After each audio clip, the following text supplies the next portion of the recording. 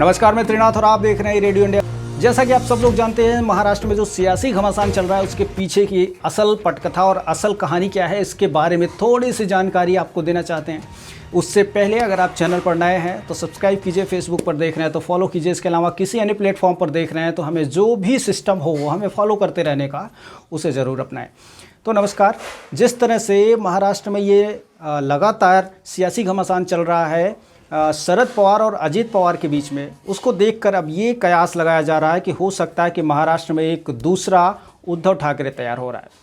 जी हाँ, मैं इसलिए कह रहा हूँ कि पिछले दिनों जैसे शिवसेना में घमासान हुआ, कुछ लोग अलग हो गए शिवसेना से और भारतीय जनता पार्टी से जाकर एकनाथ शिंदे के साथ मिल गए और एकनाथ शिंदे ने मुख्यमंत्री का पद संभाल लिया और उद्धव ठाकरे अलग थलग पड़ गए। कुछ दिनों के बाद शिवसेना का जो असली मालिकाना हक था, जो उसका चुनाव निशान था, वो सब एकनाथ शिंदे के पक्ष में आ गया। सुप्रीम कोर्ट ने उस पर आदेश सुनाया था। वो सारी कहानी आप जानते हैं।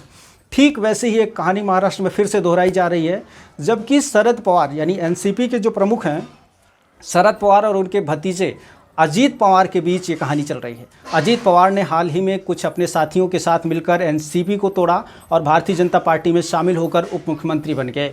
अब उसके बाद कयासों का दौर ये लग रहा है कि क्या एनसीपी का जो मालिकाना हक है वो अजीत पवार के पास आएगा या शरद पवार के पास ही रह जाएगा। इसी बीच शरद पवार ने जो अध्यक्ष पद से इस्तीफा दिया था पिछले दिनों, उसके वापसी की घोषणा कर ली।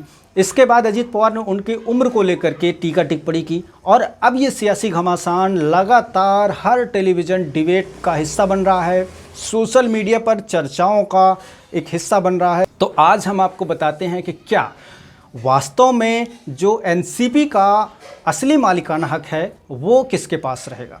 साथियों, ऐसा प्रतीत होता है कि जिस तरह से शिवसेना का जो मालिकाना हक था धीरे से ट्रांसफ़र हो गया और उद्धव ठाकरे को पता तक नहीं चल पाया। अगर शरद पवार इस मामले को और ज़्यादा आगे बढ़ाते हैं या और ज़्यादा इसमें तनाव उत्पन्न करते हैं तो हो सकता है कि ऐसा कुछ मामला बन जाए।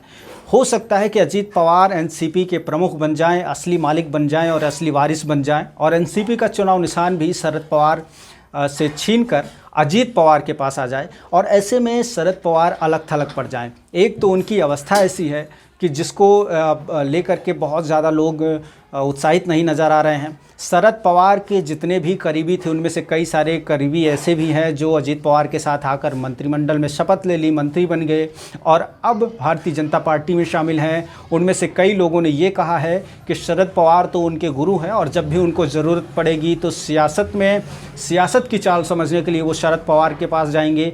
तो इन चीज़ों को मिला जुला कर ऐसा माना जा रहा है कि आने वाले समय में अजीत पवार एक बार फिर से एनसीपी के प्रमुख मुखिया बनने में कामयाब हो जाएंगे और शरद पवार, जो कि इस समय अलग थलग पड़े हुए हैं, हो सकता है कि वो महाराष्ट्र के एक नए उद्धव ठाकरे बनकर रह जाएं।